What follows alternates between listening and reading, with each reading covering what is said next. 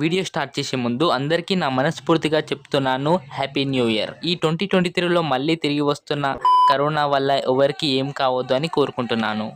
First round strength. Amarendra Baahubali strength విషయానికి వస్తే మూవీలో చాలా చోట్ల అతని స్ట్రెంగ్త్ని చూపించారు, కానీ అతని స్ట్రెంగ్త్ ఎక్కువగా చూపించింది ఇక్కడ. ఈ సీన్లో వినాయకుడి విగ్రహం ఉన్న ఒక రథాన్ని గుంజుకు వస్తాడు, అంటే దానికి వీల్స్ ఉంటాయి, కానీ he strength is so much. And Mahendra Baahubali strength విషయానికి వస్తే మూవీలో పెద్ద పెద్ద చెట్లను ఎత్తి విసురుతాడు, సామాన్యులకు సాధ్యం కాని కొండని ఎక్కుతాడు అండ్ శివలింగాన్ని ఎత్తుతాడు, కానీ తన స్ట్రెంగ్త్ ఎక్కువగా యూజ్ చేసింది బాహుబలి 1 ఇంటర్వెల్ సీన్లో. ఈ సీన్లో పడిపోతున్న బల్లాల దేవుడి బంగారపు విగ్రహాన్ని ఆపుతాడు. ఆ బంగారపు విగ్రహం 100 ఫీట్స్ దాకా ఉంటుంది.